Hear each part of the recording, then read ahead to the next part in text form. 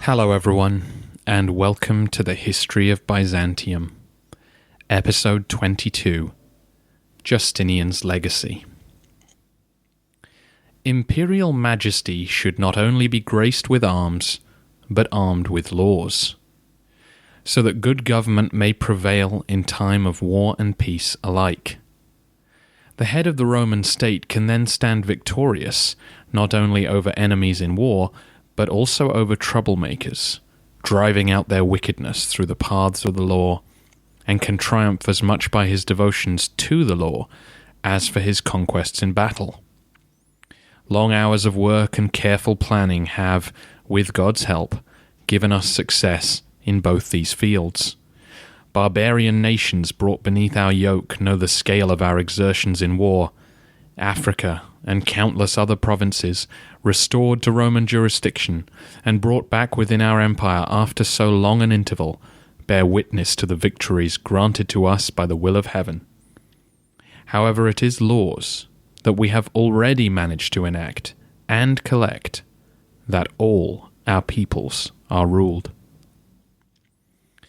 So said Justinian in the preface to The Institutes, a handbook for law students issued in 533.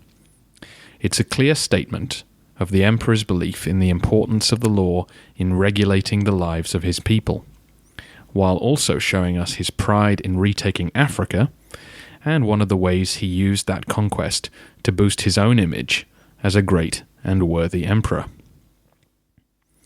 Last time, we saw Africa fall to Belisarius, and the Vandals swept away. Back in Constantinople, Justinian must have been ecstatic. He had emerged unscathed from the Nika revolt, and now his plan to restore the Roman Empire seemed to have been given divine approval. The emperor pushed on, his reforming zeal unleashed on the world. It might seem odd to name an episode Justinian's Legacy when we're not even close to halfway through his reign. However, two of his achievements stand above all others for their lasting impact. Today, we examine them both. We begin with the law. You'll recall that in 529 the Code of Justinian had been published. The revised and edited collection brought together all existing Roman laws into one set of books. An immense accomplishment in itself, but it was only the beginning. The Quaestor Tribonian was then appointed chairman of a second law commission, who began work soon after, and were in the middle of their labours when the Nika revolt broke out. Fortunately for them, their endeavours were not reduced to ashes, and by 533 they were able to publish two more important legal works. The Digest was an anthology of legal commentaries, while the Institutes were an official textbook for law students. These might sound like more humdrum administrative reforms, but their story is far more significant than that. Roman law developed in two forms: statutes written by legislators and precedents decided by judges. The legislators were initially the Senate of Republican Rome, and then, of course, the emperors. These statutes, edicts, and laws had all been gathered up into the Code of Justinian. However, the precedents, as decided by judges in individual cases and lawsuits, were far harder to gather, as of course there were so many of them. We might tend to think about criminal cases when we think of the law. Publius stole a loaf of bread. Theft is against the law, so Publius is guilty and should be punished. However, in practice, those cases are rarer than, say, Publius's will is contested, or Publius's prized apple tree fell into his neighbor's garden and the damage has to be paid for, or Publius is refusing to honor a contract because he claims the terms have been rendered null and void. In lawsuit-crazy Rome, thousands upon thousands of cases had been brought before the urban praetor, who would then have to write the complaints up into a form that would allow them to be easily understood by whoever was judging the case, be it an actual magistrate, a jury, or some other mutually agreeable citizen. The sheer amount of legal decisions and opinion became too large for one person to remember. By the dying days of the Republic, a lawyer like Cicero could make a fortune by constructing sophisticated arguments based on legal precedents. During the early imperial centuries, several prominent jurists had attempted to summarize whole bodies of legal opinion into a digestible form. By Justinian's day, the four jurists whose work dominated this field were Julian, Papinian, Gaius, and Ulpian. A quote from Ulpian helps demonstrate their collective skill at summarizing complex ideas, with the phrase, "The commandments of the law are these: live honorably, harm nobody, and give everyone his due." Tribonian's law commission were given the gargantuan task of summarizing the work of these four jurists and others from over 2,000 books of legal advice into a practical written form. As chief legal minister, Tribonian would also need to make judgments about the decisions of the past, as the jurists did not always agree, and then to bring them into line with Christian principles and the mood of Justinian's administration. The commission was made up of 6 law professors and 11 lawyers, and amazingly they only needed 3 years to complete the task. And the commissioners were not allowed to devote their lives entirely to the digest. Many of them were still working for the Praetorian prefect and were needed to help settle existing cases. When completed, the digest ran to more than 800,000 words in 50 books. It's worth noting that Tribonian committed fraud in order to create the digest. It was important to Justinian that he be seen to be restoring the Roman past and acting upon the authority of established judicial precedent. So to make the law say what Justinian would want it to say, Tribonian needed to make the great jurists of the past agree. In a case where Ulpian disagreed with Julian on something, Tribonian would simply rewrite what one of them had said. The result was a far more efficient digest, with all inconsistencies eliminated, but it was not an accurate reflection of the convoluted past. The digest was swiftly followed by the institutes, which would provide guidance for law students on how to learn and interpret the law. The following year, 534, saw a revised and corrected version of the Code of Justinian, with all the laws of the past 5 years included. Together they formed the Corpus Juris Civilis, or the Code of Civil Law. They were intended to be the sole source of law, with no reference needed to the works of the past. No more would a canny lawyer unearth some obscure ruling which supported his case. All the answers were in the code. The completion of the whole code in less than 10 years has been called one of the most brilliant feats of organization in the history of civil administration. It's clear that Tribonian was a man of rare talent, who had matched the depth of ambition of his master in bringing his project to a successful conclusion. He was to remain Justinian's quaestor until his death in the next decade. The laws show us the continued Christianization of the empire, as many words are spent on the organization of clerical and monastic life. This included important protections for church property, which was never to be sold, and encouraged the serfdom of those who worked its lands.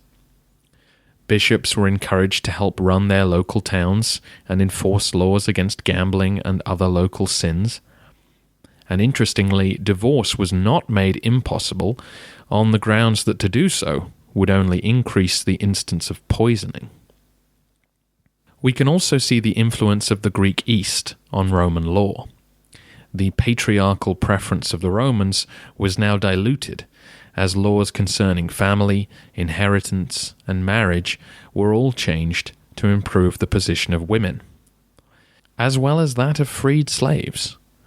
It's possible that Theodora had some influence on these changes, and one can well imagine that she was in Justinian's thoughts when he approved the statement that mutual affection creates marriage, rather than a dowry. Another modern innovation was Tribonian's suggestion that gospels be kept in courtrooms for the swearing of oaths. For contemporaries, the code certainly simplified legal procedures and became the basis of Byzantine law going forward.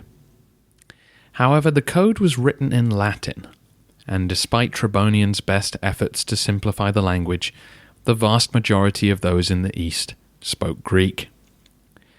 Latin was by now only the language of law once you moved east of Constantinople, and even most law students during this time would only learn passable Latin. So almost immediately, it was the Greek translations of the code, or even the Greek commentaries on it, which came into practical use. Justinian was aware of this issue, and during the rest of his reign, he legislated more often than not in Greek. A later collection of his laws, the Novels, were written in Greek and were added to the code. The growing canon law of church courts was also written in Greek, and those out in the provinces would more often than not seek arbitration for their legal disputes with their local priest, who it was doubtful had ever read the code. However, if the code's immediate impact was less emphatic than we might expect, it would go on to have a surprising second life. Justinian's own attempts to restore the Roman Empire are not destined to succeed, but copies of the code will be issued to Italy soon enough. At some point during the 11th century, a huge portion of the code was found in a monastery in Pisa.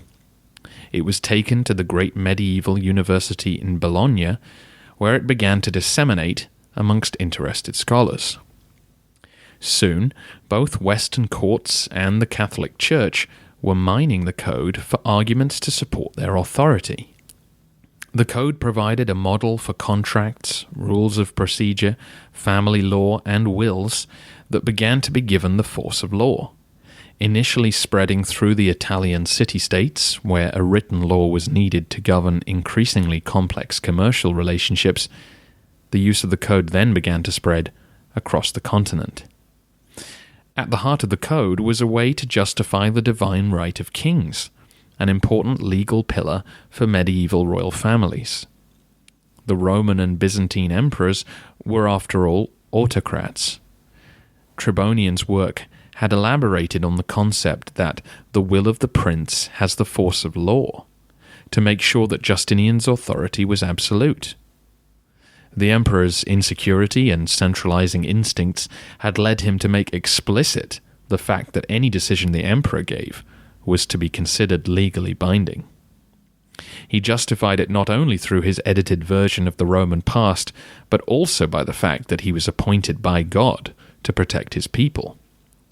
Centuries later, this handed the kings of Europe a way to legally establish their own rights. The legal thinking behind the code would even survive beyond the end of feudalism, and serve as the backbone to the Napoleonic Code, the largest law reform of the modern age. Because Justinian's code presented a well-organized collection of laws covering almost every dispute imaginable, many of its principles were simply absorbed or built upon. The civil law tradition which flowed from this and which Napoleon and others codified is the basis of the majority of countries' legal systems today. It was very influential on the European continent, and then, of course, during the era of colonialism, those same principles were taken out to South America, Africa, and Asia. The defining principle of civil law was one established by Justinian's Code. In any dispute about law, the institution which drafted the statute prevails. In other words, the laws as laid down in a legal code is what will guide a judge's decision. In Britain and America, the tradition is different and is called common law. Here, the institution who interprets and adjudicates the statute has the final word. This gives precedence to case law, decisions reached in the courtroom to help decide tricky arguments. So in a British or American court, a judge will decide the law and a jury will decide the facts, whereas in a civil law court, the judge will decide everything, as indeed the arbiter would have done in Justinian's day. Justinian's legal works thus came closer to governing the world than even his wildest propaganda could have claimed. By condensing centuries of Roman law into one body that could be read and understood and which survived, the emperor and his quaestor left a sizable legacy for world civilization. When James Madison and his commission asked for a list of acquisitions for use by the First Continental Congress, the first thing he asked for was the Corpus Juris Civilis. Today, in the U.S. House of Representatives, 20 cameos hang on the walls representing the greatest lawgivers in history, and alongside images of Napoleon and Thomas Jefferson are Tribonian and Justinian. Of course, I've just summarized centuries of history to try and give you a flavor of both the practical implications of Justinian's legal work and its influence on the future. There is, of course, so much more one could say, and so much more to learn for those interested.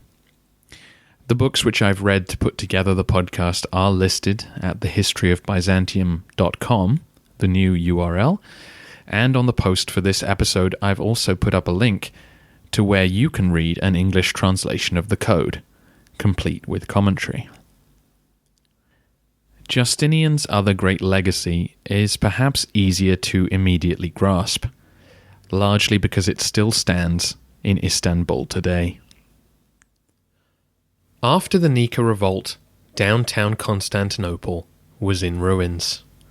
The rebuilding work began immediately, and Justinian directed affairs. He rebuilt the Senate House on a smaller scale and constructed new baths of Zeuxippus with a mournful plaque describing the statues that had occupied its predecessor. The Church of Hagia Irene, the Hospice of Samson, and other public buildings, including the porticos of the Messi, were also reconstructed from the ground up. Justinian took the opportunity to add to the palace as well. The rebuilt Chalk Gate now led into a domed entranceway, on whose ceiling elaborate mosaics were created, showing Justinian and Theodora standing triumphant over the Vandals. Inside the palace, the emperor made sure that if he were ever besieged again, he would have the necessary supplies to survive, as he added an additional water supply, a bakery, and granary to the already massive complex. Building, as we've already seen, was something Justinian took a keen interest in.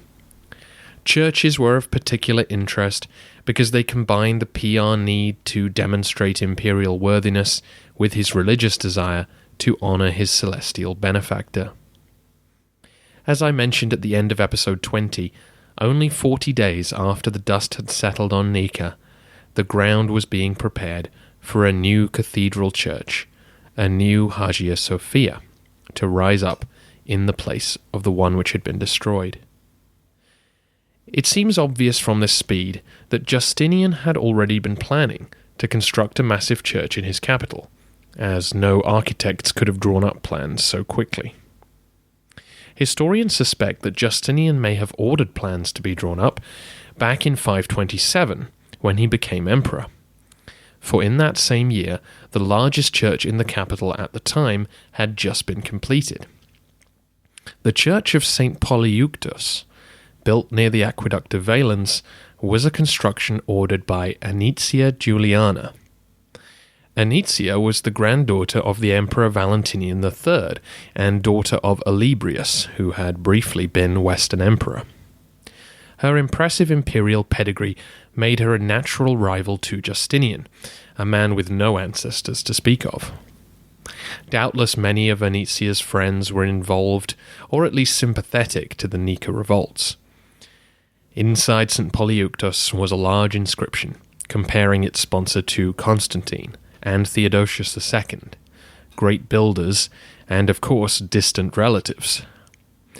The comparisons continued on to Solomon, the great Jewish king, whose famous temple was an inspiration to Christian church builders. Whether any part of Juliana's church was really intended as a dig at the peasant emperor, we don't know, nor whether Justinian's new church was a riposte. It's not as if the emperor was shy about starting new projects. However, it's an interesting bit of context to Nika and to the new Hagia Sophia. Justinian's bold designs would have had to find a new spot in the city if the riots hadn't intervened. Now he could build a new church at the very center of Constantinople. We should just pause for a word about the name Hagia Sophia. The church is not dedicated to any Saint Sophia, as many history books shorten it to. Instead, Hagia Sophia translates as Holy Wisdom. Wisdom was an important philosophical idea to Greek thinkers for centuries before Christianity. Many attempts were made to incorporate elements of Greek philosophy into the mystical traditions of Judaism, and one such effort saw the concept of wisdom as one of the ways God related to man. The wisdom of God had been linked to the Word of God at the beginning of John's Gospel, where the Word is that part of God that becomes flesh in the form of Jesus. Before we drift too far down any alleyways of theological speculation, just note that the full name of the church in Greek should read Shrine of the Holy Wisdom of God. The neighboring church of Hagia Irene was dedicated to God's holy peace. The shortening of the name comes from Sophia being the Latin phonetic spelling of the Greek word. Of course, in English, the name looks like it should be said Hagia Sophia. But we lack the soft G sound, which you would find in Greek, and we use the letter H, which they do not. In modern Greek, the pronunciation should be Hagia Sophia. Thank you so much to all of you who pointed out the pronunciation issue, and particularly to listener Demetrios, whose help has been invaluable. I'm not entirely sure how the Byzantines would have pronounced it, and I don't want to confuse new listeners by attempting an accurate modern Greek translation all of the time, especially when I've been using a lot of anglicized and Latinized names during this period. I'll see how I go, and certainly as the empire becomes more Greek, so will my pronunciations. The design of the new church was entrusted to two of the finest architects of the day, Anthemius of Tralles and Isiodore of Miletus. Both were academic mathematicians and had written famous works on engineering, but neither was an experienced architect the way we would think of that profession today. Certainly they had never attempted a building on the scale that Justinian was envisioning. The emperor gave the two men carte blanche over the design and cost of the building on two conditions. The church should be of unparalleled magnificence, and it should be constructed in the shortest time possible. The emperor was already 50, and wanted to make sure he was still alive to see his most important construction. Christian churches of the time tended to adopt one of two styles. Those in the West were built in the shape of basilicas. Originally a public building, and then increasingly a feature of palaces, a basilica would generally have a central aisle or nave leading to an apse at one end. The building suited the Christian service with a priest at the front and congregation sitting in the nave or side aisles. In the East, an alternative style had developed, which allowed the congregation to sit in the round, sometimes because the church was built around a shrine or the tomb of a martyr. The decision was taken to allow the new church to accommodate both styles of worship. Politically, it was valuable to have both because it meant that important citizens could be seated in a circle where they could witness the emperor at worship. However, by also having a long central aisle, the liturgical need for regular processions could be accommodated. To accomplish this, Anthemius and Isiodore decided to build a huge dome, the largest anyone had ever seen, which would cover the basilica shape and allow in adequate light. Roman architects had created domed buildings before, of course, such as the Pantheon, but those domes were built on circular buildings. To accommodate the huge dome over a rectangular shape, an architectural innovation was needed. This was the pendentive, an inverted triangle which could carry the weight of the dome above by transferring all the strain into their thin bottom point, which could then be placed on top of sturdy piers below. With two semi-domes, arches, and buttresses holding the dome in place, those piers would need to be pretty sturdy. Although Anthemius and Isiodore did their best, there were problems. In their rush to meet Justinian's schedule, they didn't allow sufficient time for the mortar to set around the giant piers that they had sunk into the city's bedrock. 3 years into the project, the piers began to give way. The architects scrambled to secure their construction, changing the shape of their arches and adding stone projections to help strengthen the building. And although this worked for 20 years, by 558 the structural weaknesses would tell, and the dome collapsed. Isiodore the Younger, either the nephew or son of the original architect, would raise the dome by about 20 feet to its current height. Back in the 530s, though, and the whole empire was raided for the materials needed to decorate the interior. 10,000 labourers worked every day to bring in the marble and porphyry which would provide floor, wall, and column of different colours and hues. The interior of the dome and ceiling were to be coloured gold, along with decorative patterns of red, blue, and green. There were no figurative mosaics, which most churches would have been adorned with. Instead, there were endlessly repeated images of the cross amongst the gold. This may have been a practical decision to speed the building process, or because the surfaces were too high for mosaics to be seen. As Procopius discovered, the effect was that the eye sweeps around the whole of the interior, rather than focusing on one area, as figurative images would encourage. At the base of the dome were 40 windows, giving the dome the appearance of being suspended from heaven by a golden chain. The light would then flow in, illuminating the gold and bouncing down to the coloured surfaces below. The light would also bounce off the chains suspended from the gold, which held thousands of lamps and candelabra for evening services. The decorations were elaborate too, of course. A 50-foot iconstasis made of silver, a high altar encrusted with gold and precious stones.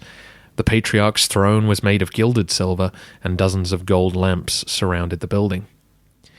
Estimates suggest that Justinian lavished 320,000 pounds of gold on the church. And whatever we might think of that amount, Justinian got exactly what he wanted. It took 35 years to build St. Paul's Cathedral in London with near-modern engineering methods.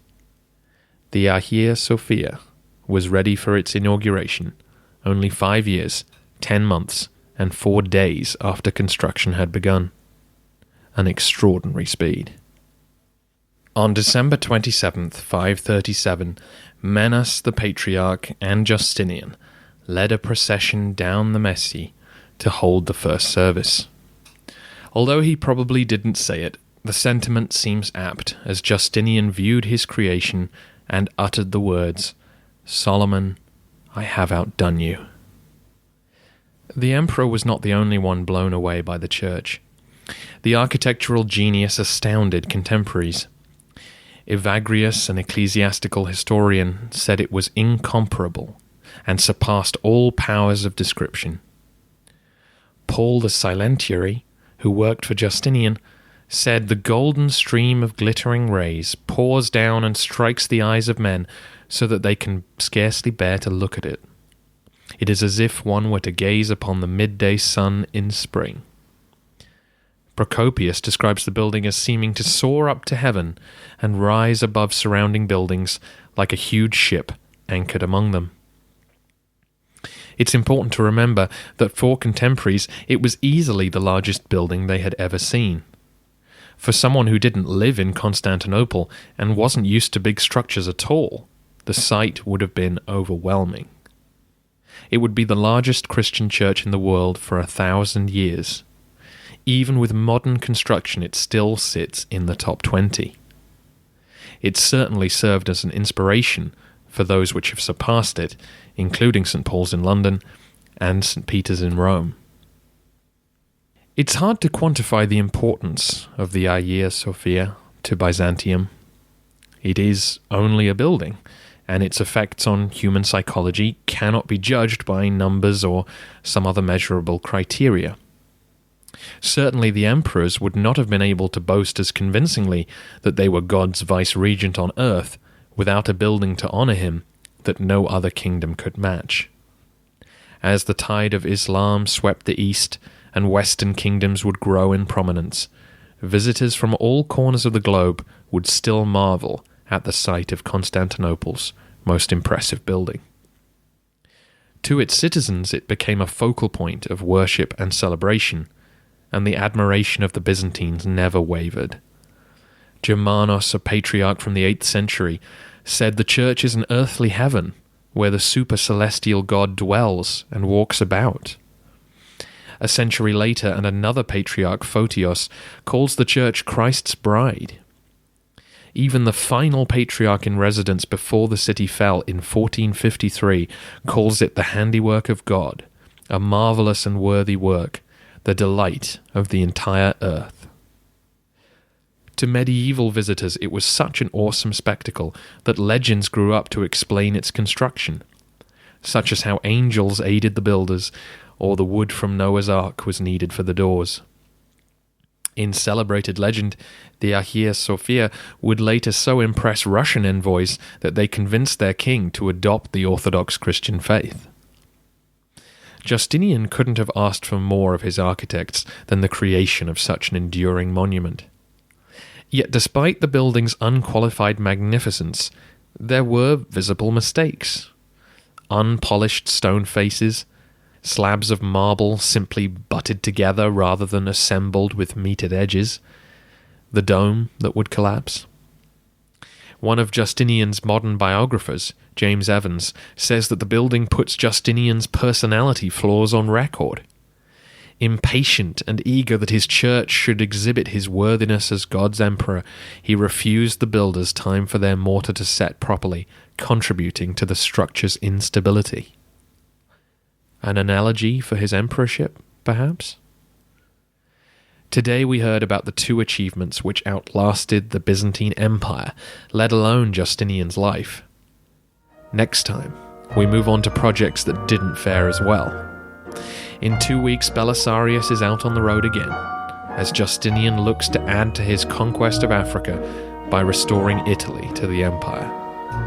After all, what is the Roman Empire without Rome?